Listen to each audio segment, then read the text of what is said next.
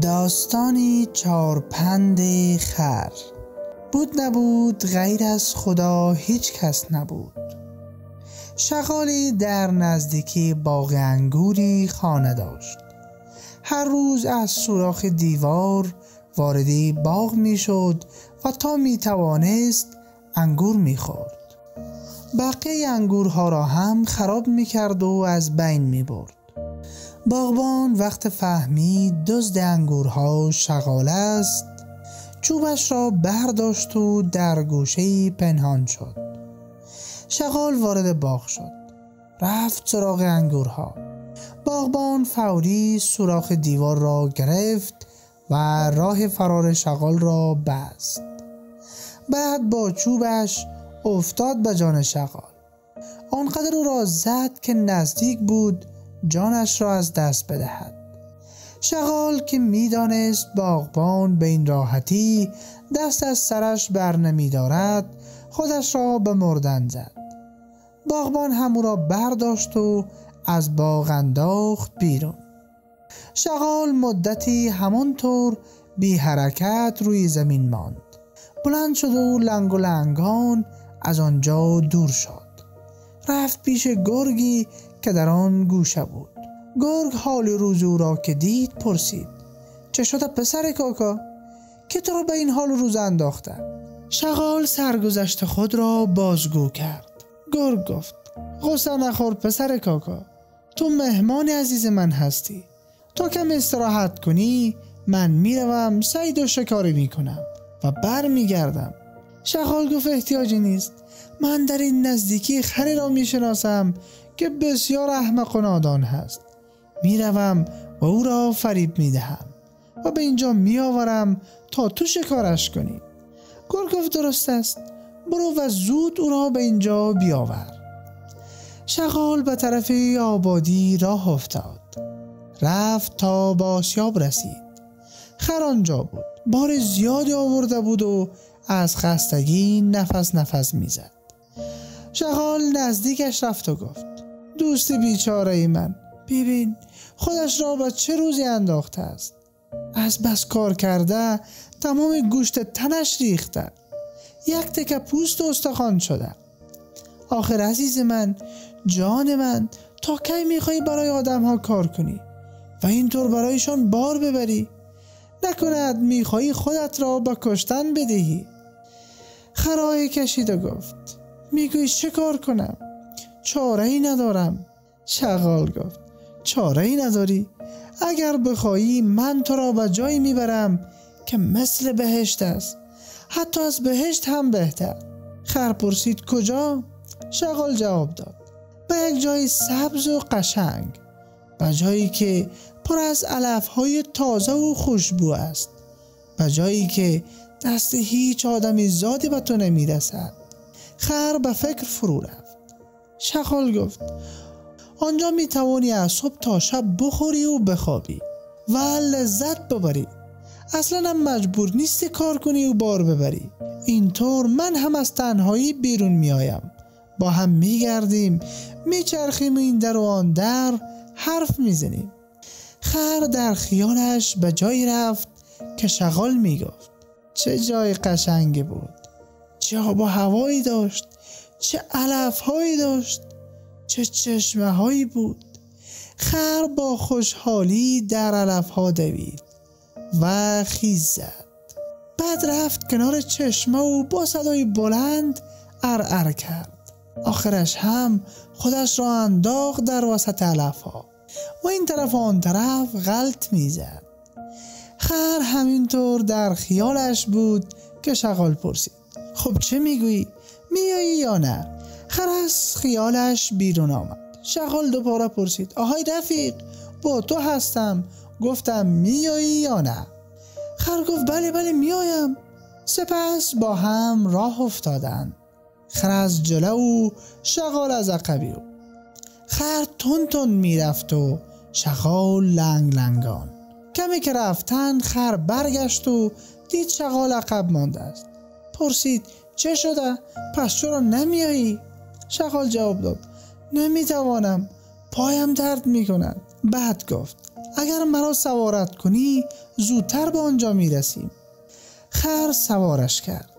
رفتن تا به نزدیکی تپه‌ای رسیدند. خر از دور گرگ را دید. فهمید شغال فریبش داده است. فکر کرد و گفت آخ دیدی چی شد؟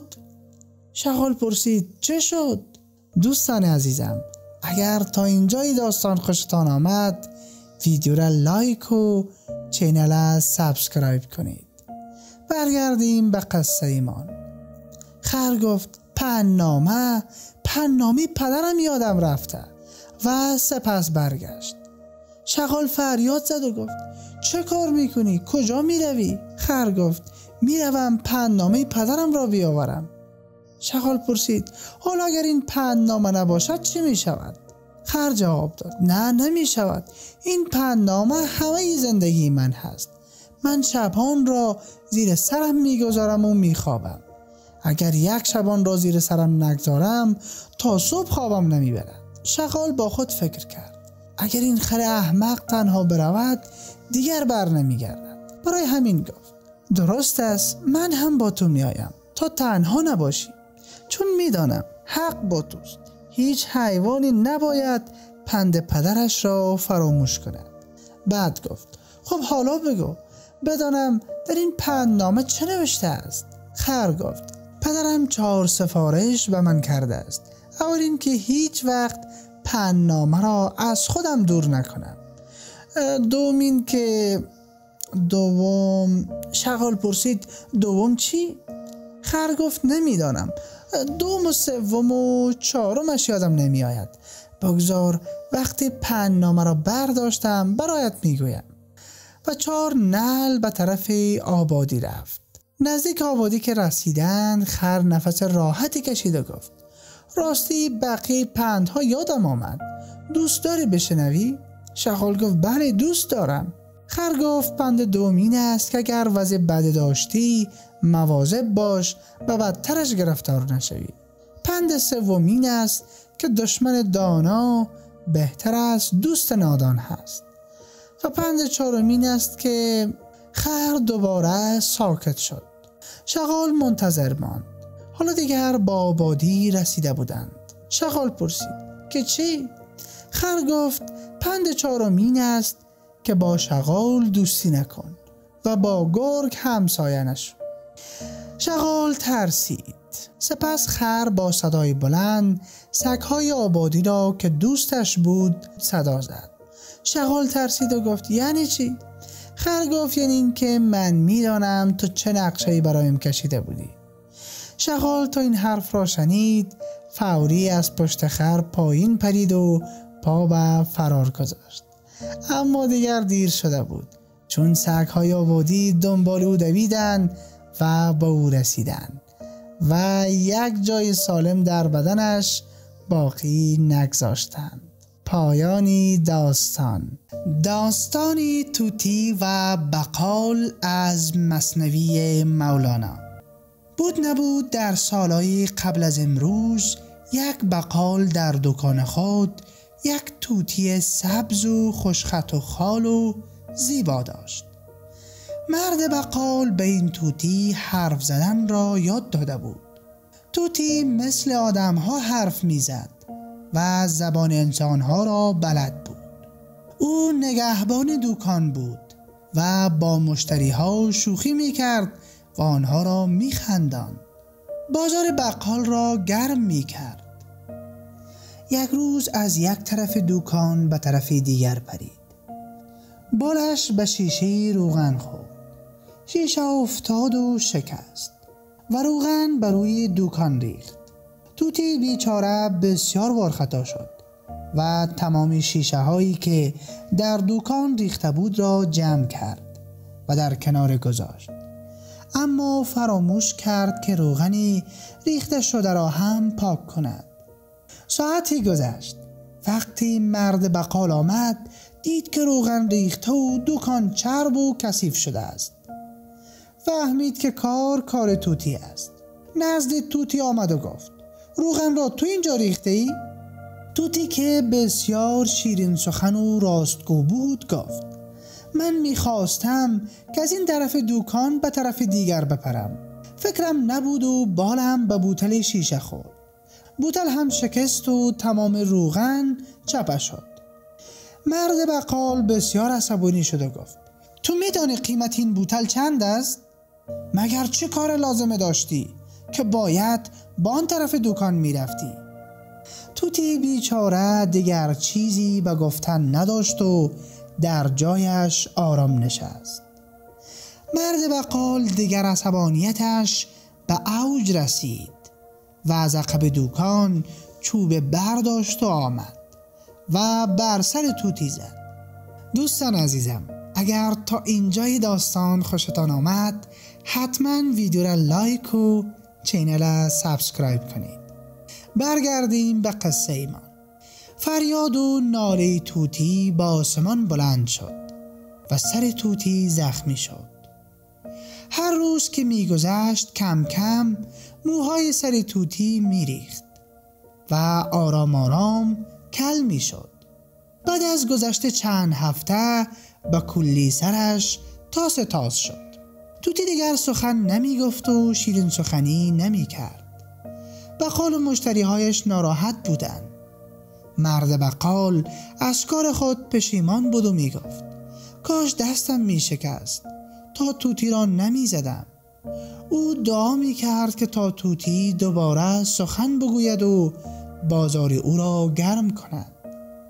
اما دیگر این کاشکه ها و دعاها فایده نداشت و توتی کاملا از سخن گفتن مانده بود. آرام و ساکت در کنجی از دکان می نشست و هیچ چیز نمی گفت. روز مرد بقال غمگین در دکانش نشسته بود و هیچ مشتری هم نداشت. یک بار یک مرد کل و تاز از سرک می گذشت. سرش صاف بود، مثل پشت کاسه میسی. ناگهان توتی گفت: ای مرد کل، چرا شیشه روغن را شکستی و کل شدی؟ مرد کل که نمیفهمید این توتی از کدام روغن و از کدام شیشه حرف میزند پرسید: من که روغن نریختم و بوتل نشکستم. توتی گفت: پس چرا سرت کل شده؟ مرد کل همین که دید سر توتی هم کل است ماجرا را فهمید و گفت: ای توتی، نکند که تو بوتل روغن را شکستی و به این حال و روز افتادی؟ توتی گفت: بله، من بوتل روغن صاحبم را شکستم و به این حال و روز افتادم. تو بوتل روغنی که را شکستی که اینطور شدی. حالا که به جمع ما آمدی خوش آمدی، اما نباید روغن را میریختی. من که فکرم نبود و همینطور ناگهانی پرم بان خورد. مردم که هفته ها شده بود حرفی از توتی نشنیده بودند خیلی برایشان جالب بود و از مقایسه او خندیدن و خوشحال شدند که دوباره توتی خوش سخن مرد بقال به حرف زدن شد. توتی فکر می کرد که هر کل باید روغن ریخته باشد که به این حال روز افتاده. مرد بقال از شدت خوشحالی دوید و توتیش را در دست گرفت و چند بوسه محکم کرد و گفت: دیگر هرگز تو را نمیزنم. به اشتباه خود پی بردم که چه کار اشتباهی کردم. توتی گفت: با شکستن یک بوتل من را چنان زدی که تمام سرم کل شد. حالان که من به اندازه 1000 بوتل روغن برایت مشتری می آوردم. مرد بقال خجالت زده گفت: میدانم وعده می کنم که دیگر هرگز تو را نمی زنم. همه مردم خوشحال شدند که توتی و بقال که قهر کرده بودند دوباره آشتی کردند. از آن پس دوباره کاروبار مرد بقال رونق گرفت. توتی هم بیشتر از پیش خوش حرف شد. همه مردم می آمدند و از توتی می پرسیدند: آن مرد کل چی را ریخته بود که سرش کل شده بود؟ توتی در جواب می گفت: بوتل روغن را شکسته بود. سپس مردم می خندیدند. توتی هم دیگر فکرش را می گرفت که چیزی را نشکند که باز سرش کل نشود. خب عزیزانم، رسیدیم به پایان یک داستانی دیگر. داستان قشنگی کر و عیادت مریض از مثنوی مولانا. بود نبود غیر از خدا هیچ کس نبود.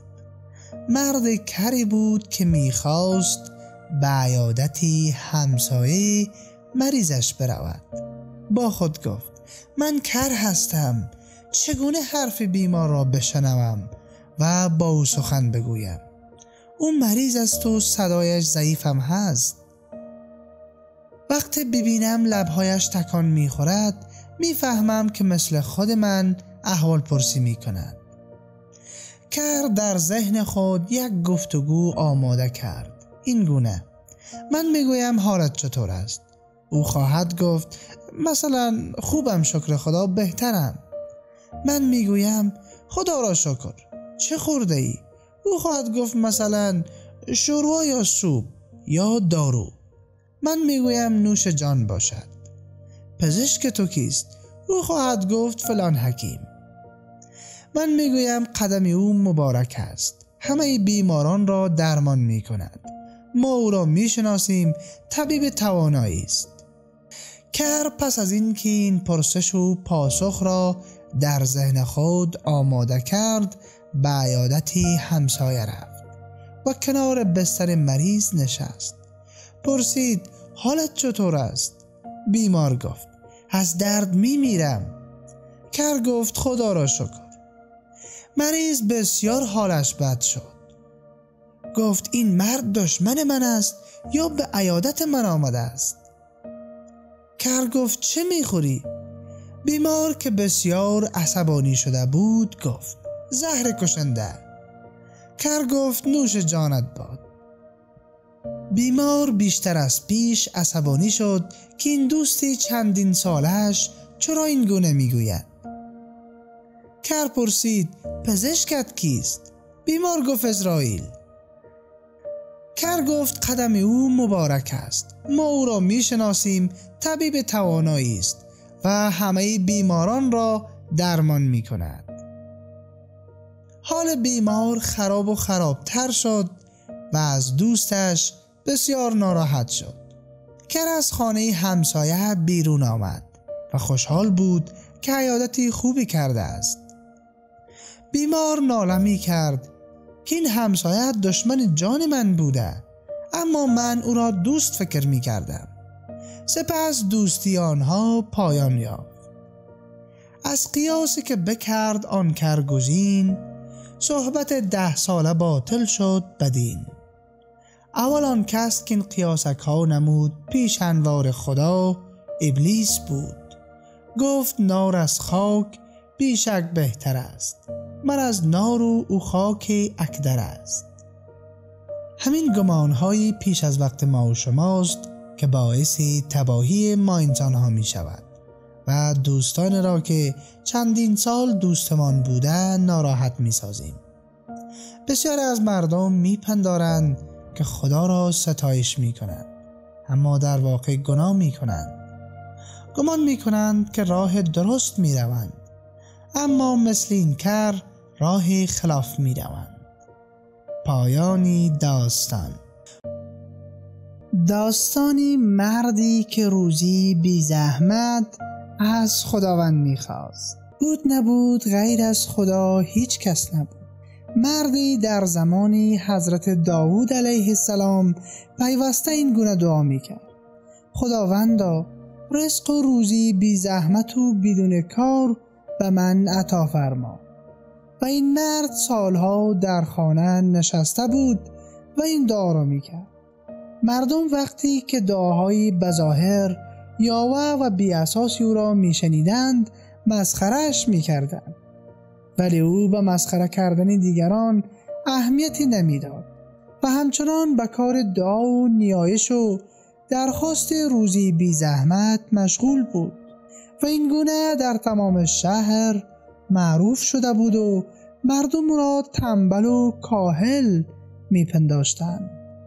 این دعا کردن مرد و مسخره کردن اهالی شهر همچنان ادامه داشت تا اینکه روزی که مشغول همین دعا در خانه بود، گاو بزرگ و تنومندی دوان دوان به در خانه او آمد. و با ضربات شاخ بزرگ و تیزش قفل و بند در را شکست و درون خانه شد و در حویلی روبروی مرد ایستاد. مرد که ابتدا تعجب کرده بود نگاهی به گاو کرد و بعدش ناگهان یاد دعای افتاد که همیشه میکرد. برای همین بیدرنگ دست و پایان حیوان را محکم بست و به تیغ تیز سرش را برید. سپس خدا را شکر کرد، بیشتر از بابت این که متوجه شد خدا به او توجه دارد و بعدش نیز برای این که دعایش مستجاب شده بود و روزی بی زحمت به دست آورده بود. مرد دعا کننده در همین حال و هوا بود که ناگهان مردی وارد خانه او شد. وقتی گاو را سربریده دید بسیار خشمگین شد و گریبان آن مرد فقیر را گرفت و به او گفت: ای بی رحم سنگدل، چرا گاو مرا کشتی؟ مرد فقیر که مبهوت شده بود نگاهی به او انداخت و گفت: من که گناهی ندارم، مدتی بود از خدا روزی حلال درخواست کرده بودم و اینک دعایم مستجاب شده است. صاحب گاو که با شنیدن این جوابی به ظاهر سربالا سراپا خشم شده بود، مرد فقیر را با ضرب و شتم به محکمه عدل حضرت داوود علیه السلام برد. داوود علیه السلام گفت: چه شده؟ چه خبر است؟ صاحب گاو در جواب سوال آن حضرت گفت: ای پیامبر خدا، به دادم برس که این مرد به جفا و ستم گاو مرا کشته است. آن حضرت رو به متهم کرد و گفت: چرا مال این مرد را تلف کردی؟ به چه دلیل شرعی و یا عرفی گاوی او را کشتی؟ آن مرد فقیر گفت: ای حضرت داوود، من مدت 7 سال روز و شب از درگاه الهی درخواست می کردم که رزقی حلال و بی مشقت به من عطا فرما. این درخواست اجابت شد و من برای خوردن گوشت آن حیوان بلکه به شکرانه قبول شدن دعایم آن زبان بسته را ذبح کردم. حضرت داوود نبی علیه السلام پس از شنیدن توضیحات مرد فقیر گفت: این حرفا را کنار بگذار و برای اثبات ادعایت دلیل شرعی اقامه کن. آیا تو سزاوار می‌دانی که من در شهر سنت باطل را بدعت بگذارم؟ این گاو را انصافاً چه کسی به تو بخشید؟ آیا خودت آن را خریدی یا وارث آنی؟ بنابراین برو و مال این مرد را پس بده و یاوه‌گویی مکن، و اگر وضع مالی خوبی نداری باید بروی و قرض کنی و حق او را بدهی و اینقدر هم دنبال بیهوده‌کاری مباش. آن مرد فقیر پس از شنیدن حکم داوود علیه السلام گفت: ای پادشاه، تو نیز همان حرف را به من میزنی که ستمکاران در حق من میگویند. آن فقیر بینوا سر بر زمین نهاد و بر درگاه الهی سجده کرد و گفت: ای خدایی که از سوز درون دلها آگاه هستی، این اخگر و التهاب درونی که در دل من است و قلب داوود نیز القا فرما.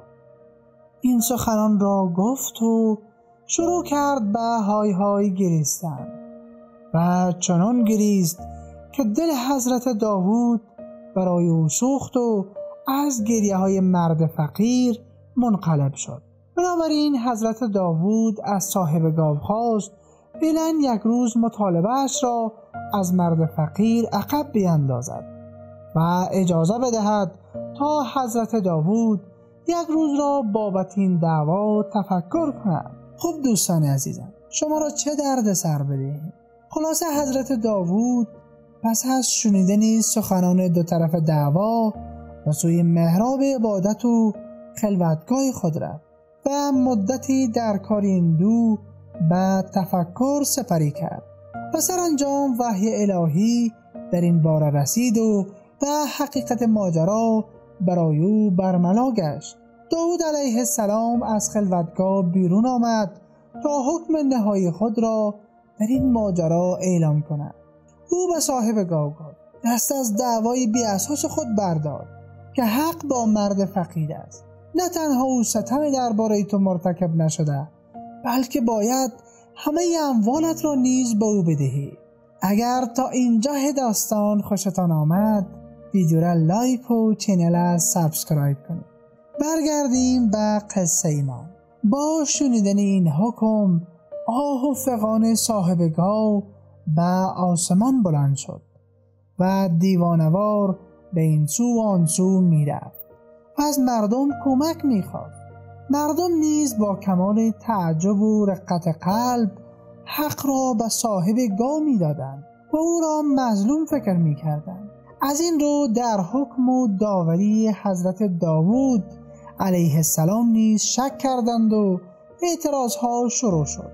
حضرت داوود نیز ابتدا نخواست که اسرار این ماجرا را فاش کند، ولی وقتی ناله و زاری صاحب گاو را دید و همچنین اعتراض مرد را نسبت به حکمش دید، تصمیم گرفت که سر این حکم را فاش کند.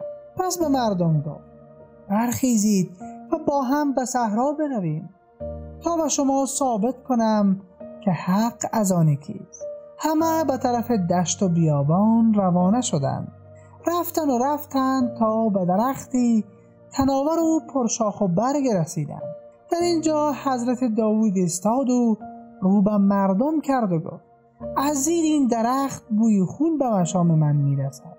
این صاحب گاو یکی از غلامانی پدر این مرد فقیر را کشته بود و همچنان در سالهای قبل پدر این مرد فقیر را کشته و همه اموالش را تصاحب کرده است.